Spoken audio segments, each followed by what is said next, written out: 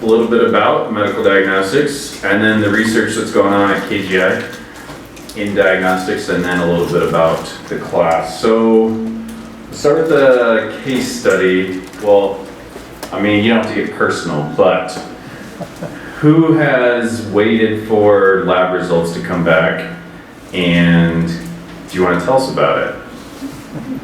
You like gone to the doc, they tested something inside of you for something, and then like how long did you have to wait? Yeah, Professor. Yeah, so I suddenly went to the cardiologist because my doctor said so, and they put me under a machine, CT scan for calcium imaging, and came up with I had to wait a week. And I don't know why. I had to wait a week because the data are instantly available, of course, if somebody knows how to read it. And then I got a score, whose meaning I had no idea what it meant. And then I had to go back to the same cardiologist. He put me on stress tests and this and that. And after 3 months, I get the diagnosis that I have nothing. Okay, so 3 months, let's say. Well, I was not expecting 3 months, but thank you. That's a great case study for what we're going to talk about today. Is why does it take 3 months? What's involved in all that? Was there a blood test? Yes, there was blood test. Okay. Yes. So basically, I want to point out 2 stats. 70% of all medical decisions are based on lab results. Okay, but 2 to 3% of healthcare spending is on the lab testing. And I want to point that out to show how important medical diagnostics are. In a hospital, you have your emergency department, you have all these rooms, and you have your laboratory. And we never talk about the laboratory. We never know what goes on inside of there. We just go to the doc, they take our blood, they take a CT scan, and then we wait for 3 months. Usually it's a couple days. Or any other experiences where you only have to wait a couple days? Yeah, okay. Why does it take a couple days? What's happening in the lab?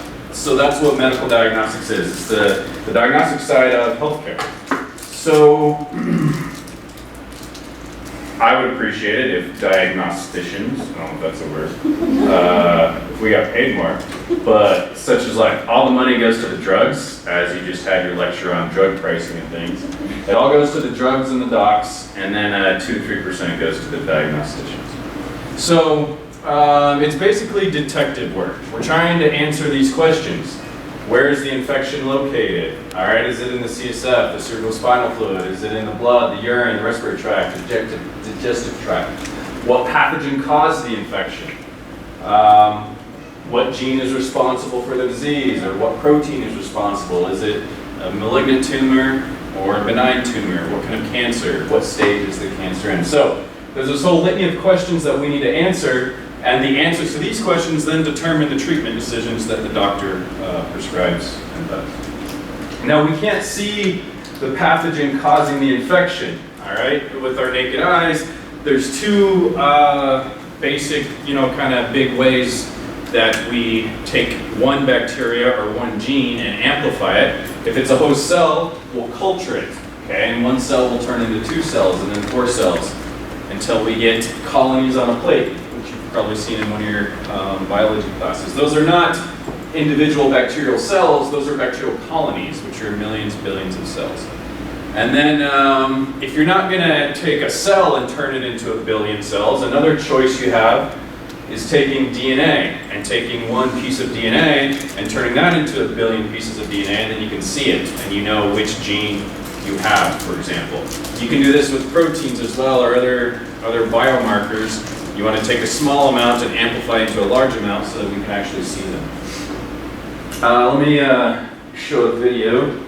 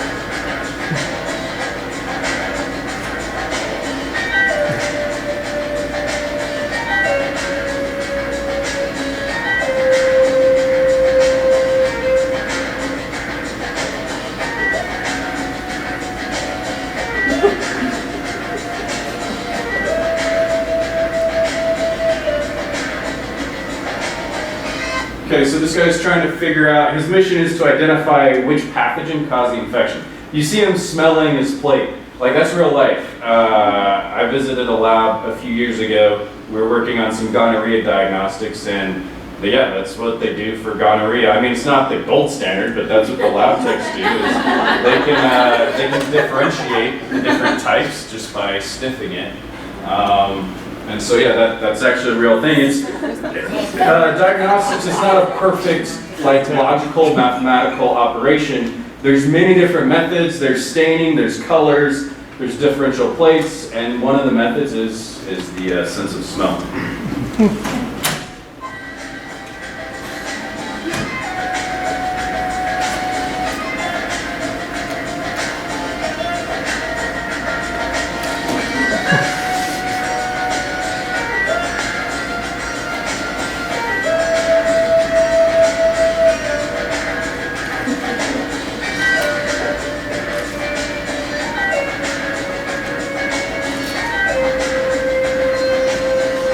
Okay, so he does this for a while.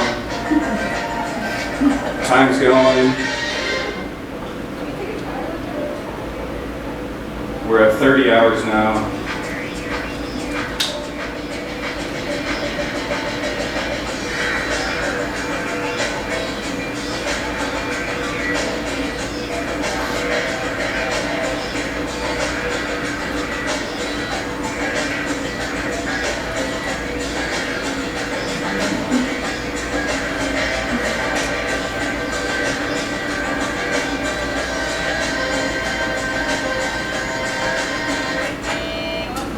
Okay. So those are all the different methods he used. It takes, what, 36 hours and 50 minutes. It's not just the method time, but part of the issue is growing bacteria from 1 cell to 1 billion cells, you need to double the bacteria, okay? And so the generation of humans is whatever, 20 years. A doubling cycle for E. coli is 20 minutes. It takes 20 minutes to go from 1 cell to 2 cells, another 20 minutes, 2 cells to 4 cells. Well, it's going to take overnight. It's going to take at least 24 hours to get, you know, 1 million billion cells that you can see. So he does that. He does all these different color staining tests, smelling tests, and then if you saw on the little piece of paper that printed out, it came up the undetermined organism. He still doesn't know what it is. So as Professor Red, took 3 months, took this guy 36 hours, and at the end of it, they still don't know what is causing it. It's, once again, it's detective work. It's taking a bunch of pieces of the puzzle and trying to fit it together. I actually find a lot of similarities with geology. If you have any geologist friends, they look at rocks and they look at the clues in the rocks and they try and piece together what happened, you know, in the history of the world. And so, let me show, I guess, the end here. This is a promotional video. You see the light of Maldi-Toff MS. Let's show you how it's done. So basically, they say, hey, we have this fancy new Maldi-Toff MS instrument, and it can do a diagnostic in 2 to 3 minutes, which is partially true. They, Has the antibiotic resistance bacteria using the chip? They ignore the fact that they still have to culture it, which takes more than a day. But once you have a cultured organism, then you can throw it in that machine, and it'll tell you the identity of the organism with pretty good certainty. So this is what we're dealing with in diagnostics. Okay, now my clicker's on my laptop.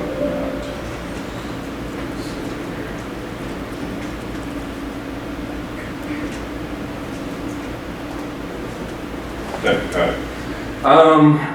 That's a new device, the Maldi-Toff MS. So let's talk about how we categorize products in the diagnostic device industry. So is it primarily intended for the diagnosis, cure, mitigation, treatment, or prevention of disease? If yes, then we follow here. If no, it's just what we call a general purpose reagent or instrument. Okay, so there's a lot of reagents, a lot of chemicals, or a lot of instruments that are not used for diagnosing things, that are not used for treating medical conditions. They're just called general purpose reagents and instruments. We have a ton of those here at KGI in our labs. Those are all general instruments. We're not diagnosing patients, right? We're just using them to do research. Okay, now if it is for diagnosis or treatment, it's either a medical device or a therapeutic drug. And you heard about drugs today, small molecules, large molecules. Medical devices, I believe, is after me with Anna Hickerson. So devices are kind of broken down into diagnosis or treatment. Sorry, Anna's going to talk about the treatment devices. I'm going to talk about the diagnostic devices. And then diagnostic devices break down into, do we take a sample from the human body, or do we stick the device inside the human body? And so if it's inside, it's an in vivo, and if we take a sample out, like blood or urine, then it's an in vitro diagnostic. So we say here, IVD, we're talking in vitro diagnostics. Take a sample of blood, stick it in the instrument. Here's a few examples. Heart valve, medical device for diagnosis or treatment? Treatment, yep. Pulse oximeter. So an oximeter measures the amount of oxygen in your blood. That's going to be a diagnostic, okay? Blood gas analyzer, same thing, diagnostic. Insulin pump, treatment. And then a stent, treatment. Now this drug-eluting stent is the combo product, okay? It has a drug in it, it has the drug, but it's also a device for treatment. We call those combination products. All right, Fitbit. What do you guys think Fitbit is? Diagnostic. Okay, trick question, it's neither. Fitbit falls in general purpose reagent instrument, okay? Its primary use is not diagnosis, cure, mitigation, or treatment. Its primary use is to count the number of steps, right? And so yeah, people try and say, oh, there's health information and all that stuff, but they don't want to make too strong of a claim, because if they do, then they have to be classified as a medical device and go through all the FDA and all those regulations. So Fitbit currently is just a general purpose reagent instrument. They are trying to get FDA approval to be classified, at least some versions of it, as a device. If you've heard about like the Apple Watch and the EKG monitoring, so they've actually gotten some FDA approval as a medical device. So there's pros and cons. The pros are you can market it as like medical information, right? And so people probably will pay more money for that. The cons are you have to spend a lot more getting through the FDA and regulatory and time, things like that. Okay. Oh, these are the student responses, and I think we did better. Okay. So we'll go through, glucose monitor. Okay, that's an IVD. If anybody, either personally or has a family member, take a finger prick, that prick of blood, you put it in the glucose monitor. Whereas an implanted, that's an in vitro diagnostic. They also have implanted versions these days that continuously monitor your glucose. That's an in vivo diagnostic. And so they're both IVD, right? But in vitro actually got the acronym IVD. And then you just say the whole word in vivo diagnostic if you're going to say in vivo. So why does this matter? Why do we care about whether it's a medical device or a general purpose, reagent instrument or an in vitro diagnostic? Why it matters is, as I kind of explained, IVDs have a lot more regulation, whereas if you're just a general purpose reagent or instrument, you can get away with more stuff and you can sell your product and get it to market faster.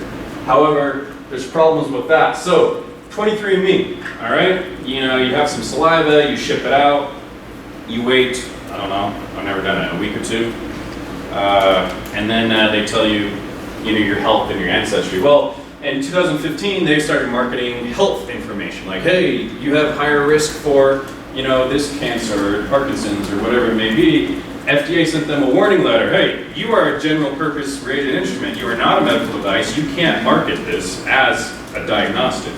So then, they shut down the health part in 2015 and they just did ancestry. And it took them a year or two, and now they are selling health information that is FDA approved. Not the whole panel, but I believe they have 10 to 20 markers that if they find those, they can, they've done the clinical trials, they can say, hey, you do have a higher risk for this health condition. And then Theranos. You guys heard of Theranos? There's a few documentaries out recently. They're kind of the Diagnostics, a very bad name. All of our dream is to do what Theranos claimed that they did, which is have a point-of-care diagnostic instrument that could test, 200 analytes at the point of care at Walgreens is where they were. Problem is they never got their device FDA approved. They were never a medical device. They kind of went through the LDT loophole.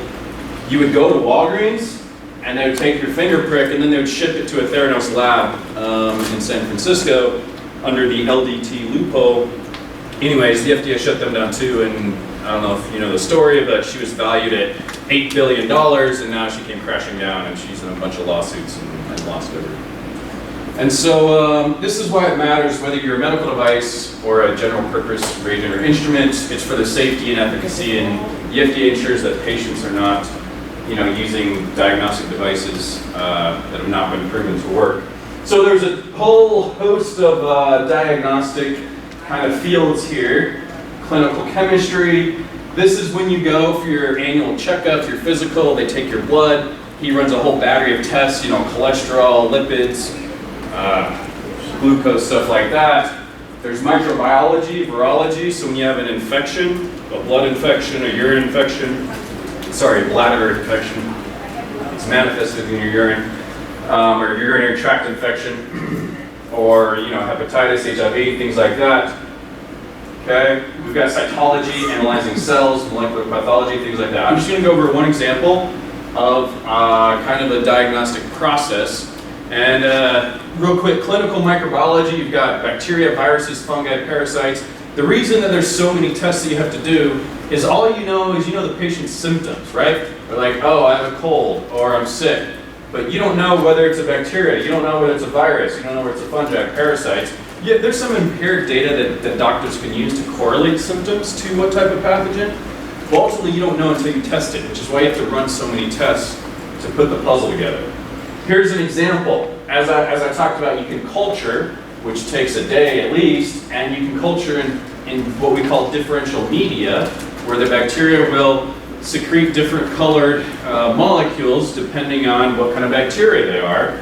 Okay? And so we have a McConkey agar, and it's just yellow, clear, Pseudomonas aeruginosa, where if it's Klebsiella pneumonia, a different species on the same agar, it then turns pink. Now this is based on a pH change. If you've seen pH strips, you got blue, and then pink is more acidic. And so Klebsiella pneumonia is secreting more, it's turning the molecules in the agar. There's a chemical reaction where the agar interacts with the bacteria, okay, and then it raises the, lowers the pH, it turns pink.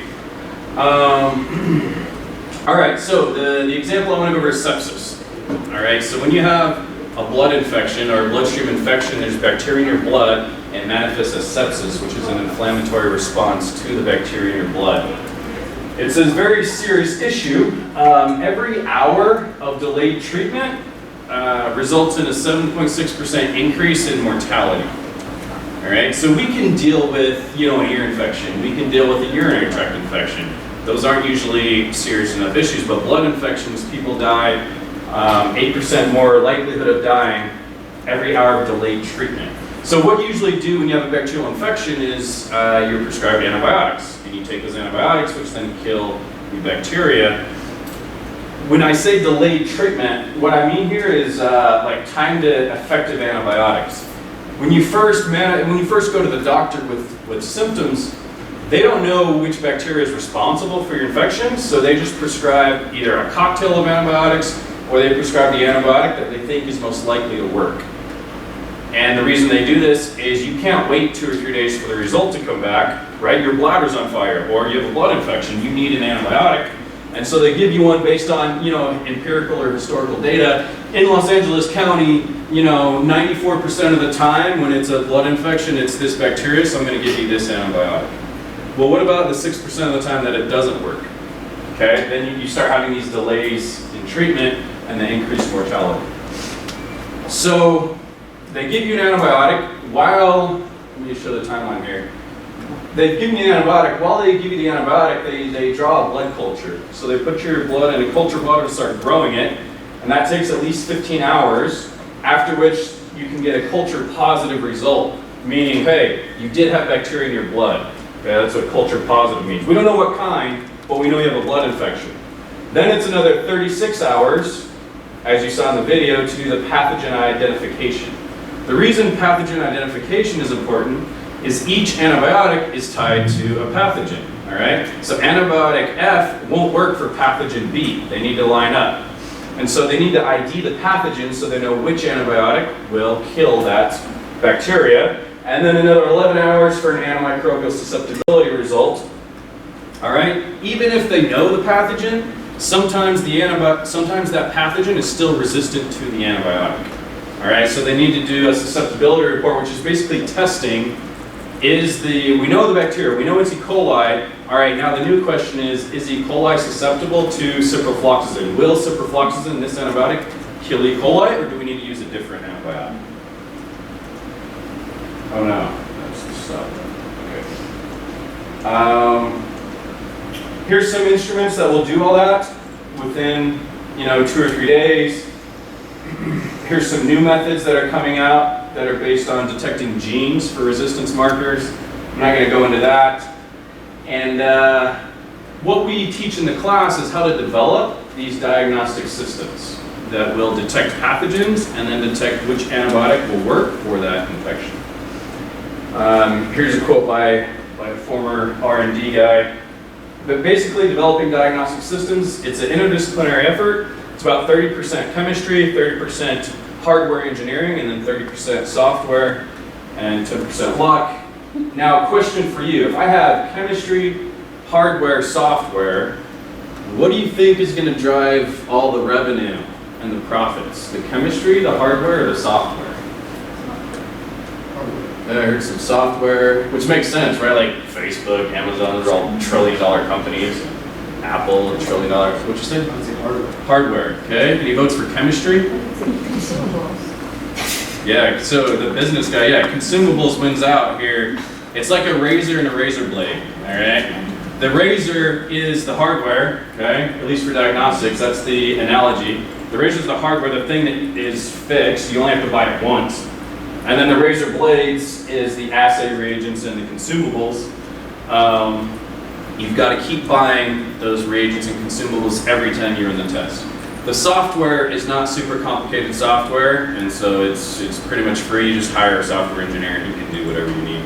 It's pretty cheap, the software part. Unless maybe you do the bioinformatics stuff. I don't know. Is there a bioinformatics professor going to talk today, like a genetics person, or not? Okay. Well, maybe that software can get expensive. I actually don't know. Maybe I should know. But as far as we're concerned, it's the assay reagents and consumables that drive all the revenue. So the market for in vitro diagnostics is about 63 billion, and as we can see, 60 of that 62 billion is reagents, all right, and then 2 billion of services. I mean, they basically give you the instrument for free, not for free, it's 100 grand or whatever, but they give it to you at cost, or sometimes even less, so that you buy their reagents. Here's some market numbers. I'll skip through those so you can see more. Here's, actually, I'll mention this. We have had TMPs with Thermo Fisher. There's several professors that worked at Beckman Coulter before. We've had TMPs with Roche and maybe Abbott, I'm not sure. But these are big diagnostic companies that we've worked with in the past. So a little bit about the research that's going on at KGI. Angelica Neems, if you've heard, so she's not quite a top 5 Ephion, you don't see there yet, but hopefully Ephion gets there. Basically what she's doing is point of care diagnostics for chlamydia and gonorrhea infections. Basically chlamydia and gonorrhea, it's underdiagnosed, okay, there's a lot of incidents, and the results aren't always death, but serious results such as ectopic pregnancy, infertility. And then we have a lot of drug-resistant gonorrhea showing up. And so we need a good diagnostic for this so that doctors know which antibiotics to prescribe. So her proposal is to test samples where they're collected, at the urgent care, at the STD clinics, instead of always having to go to the doctor, give them a urine or a blood sample, send it to the lab, wait 3 days, come back to the doctor, right? If we had a point-of-care test that could be done in 30 minutes or less, at the STD clinic, at the urgent care office, at the retail clinic, then that would help stop the spread of antibiotic resistance and help the treatment. Basically, the idea is to take the centralized laboratory. The reason they have these is because they're very accurate, and doctors want accuracy before they'll act on it. Point of care, there are some point of care tests. Think like a pregnancy test, right? You pee on a stick, you see a line, and you know if you're pregnant or not. There are some point of care tests, however, for pregnancy and for a few other things. However, they have pretty poor accuracy, and the benefit is that they're affordable and easy to use. So we can combine those two. Angelica's trying to make a cheap and expensive thing. It's like $100 to $200 for the instrument, and then the consumable, I think she's saying, is less than $50 or $20 or something. Something cheap and inexpensive that is affordable and easy to use, but also super accurate is the goal. And her company is called Ephion. I am working on research in a similar vein to curb the spread of antibiotic resistance. Here's a timeline of antibiotic discovery and resistance. And so penicillin was discovered in 1928. We had resistance in 1940. So resistance happens because biology, right? So bacteria evolve resistance to the antibiotics. Resistance can be accelerated and spreads a lot more quickly when we pound patients with antibiotics that don't match their pathogen, right? So if I have a pathogen and I prescribe them an antibiotic that doesn't work against it, well, it's going to evolve resistance to that antibiotic. And also, these are infectious diseases and they start spreading. But also just biology, we can't stop it. Even if we prescribe the correct antibiotic every single time, we're still going to have resistance, but maybe instead of 12 years, it would be 20 or 30. Regardless, you see, after we discover an antibiotic, within a few decades, you see the colors match up here, we have resistance to them, we have to stop using that antibiotic, and so we have to discover new drugs, which you just heard costs $1 billion, right, to discover a new drug. Well, if we can use the current antibiotics more judiciously, then we could, yes, use them judiciously and decrease the costs and increase the effectiveness of the treatment. And so here's kind of the headlines that we've been seeing. Worse than MRSA, docs call for urgent action on deadly superbug. Have you guys seen superbugs in the news? Nearly untreatable gonorrhea spreading globally, game-changing antibiotic can kill off superbugs. So a superbug is when it's not resistant to just one antibiotic, but it's resistant to multiple antibiotics. And so they call it an MDR, multi-drug resistant bug, or superbug, meaning, hey, you can try and hit it with these 4 antibiotics and none of them are going to work. You're going to have to use some super expensive, fancy, last resort antibiotic to try and kill it. And if you can't kill it, people are dying. When they have these drug-resistant infections and they just can't kill the pathogen responsible for the infection, they do end up dying.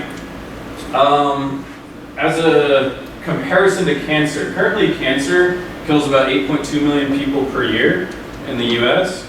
It's projected that if we don't do anything to stop antibiotic resistance by 2050, projections are that it will kill about 10 million people per year in the US. Now, how do we stop this? There's many things we need to do: awareness, sanitation, and hygiene, antibiotics in the environment. So that's a huge one. And it's not it's not the farmer's fault, right? Like, they want to raise cows so that we can eat the cows, and they want to raise a lot of cows and not have their cows die, so they give them antibiotics. And same with farming, right? They're always hitting with antibiotics and pesticides and things. Well, now they end up in the environment and everywhere else, and so bacteria are constantly evolving resistances to these antibiotics. Where I come into play is rapid diagnostics, okay? Like I've said a few times, if it takes 3 days to wait for a result, that's when the doc just gives you the antibiotic without waiting. If we can speed that up, so it's only 30 minutes, they can give you the correct antibiotic when you're at the doctor's office instead of the incorrect antibiotic. So urinary tract infections, there's about 10 pathogens responsible for UTIs. That's where the detective work comes in. Which of those 10 is the pathogen in your urinary tract? With blood, there's more. Here's a list of blood ones, but there's even more. Up to 20 or more pathogens can be responsible for blood infections. So it's kind of it's an even bigger challenge. It's not just, do you have HIV, do you have hepatitis, right? It's not just, do you have gonorrhea or chlamydia, it's which of these 10 do you have? And we're trying to do it all in one test. And so here's a brief overview. Basically, we're taking these beads, these microscopic beads, and we can have up to 12 different populations of the beads, differentiated by the dye and the diameter. So 6 different dyes and 2 different bead diameters. So 6 times 2, I have 12 different bead populations. I can stick these DNA primers on the bead, which are specific towards the pathogen DNA captured on the bead, and then ultimately this is what it kind of looks like. You can see 6 different colors, different bead diameters, and say, oh, the pathogen in your urine is pathogen X. The pathogen in your urine is pathogen Y, depending on which beads light up. And then we're going to try and execute all these assay chemistry steps in a microfluidic device. And so Kiana also works in diagnostics. I'm not going to talk about this. She's coming later. She has the CRISPR chip, which she'll probably tell you about. And then finally, just an overview of what we're doing in the class in ALS 320. We put the students on product development project teams. This is a semester-wide project that they get to develop a diagnostic device. There's 8 different teams from program management. The science teams are here in red, and then business marketing teams and some analytical and clinical validation. They all work together to develop an IVD, an in vitro diagnostic. And this team project is huge. It's 60% of their grade. They get really stressed. They have a great time. This is kind of our life cycle of a team that Angelica has. She tells them out front about this. She's like, hey, you're going to form a team, you're going to storm, you're going to fight, then you're going to kind of like norm, and then finally you'll perform. So if we can squish that into the first month, then the next 2 or 3 months of the semester will hopefully be productive. All right, so an example of a few of the team projects they've done. In fall of 2017, the students were tasked with providing an accurate UTI, urinary tract infection diagnosis while improving patient lives at the point of care. They called their company Acuity, and they designed this device which could detect multiple pathogens. And then last fall, they did antimicrobial susceptibility testing via nanopore sequencing, basically taking blood. Well, so they don't do this, right? This is their design. But the idea was to take blood, and then they designed this instrument as well as the software analytics to go. They called their company FastGene. And I believe I have, if this will work, they made a movie.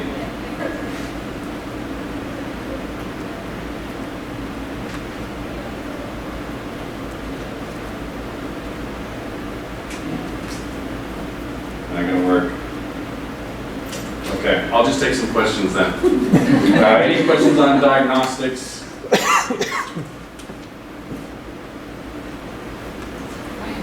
All right. Well, so with like the, I don't know, increasing technology in the space, how much provider education is needed to, or system education, I guess, to figure out how this is going to be inserted into workflow and things like that? What is this? Like the new, like the setups. Point of care diagnostics. Yeah. Oh, Like okay. for each new instrument, right? What's that? For each new instrument, like Yeah. how much training? Yeah, there is a lot, and there's a lot of pushback from the medical professionals, right? They've been doing something for 10 years, and they don't necessarily want to change. In fact, my wife's a doctor, and I'm always hammering her all the time, like, stop giving antibiotics. You got to test it first, you know?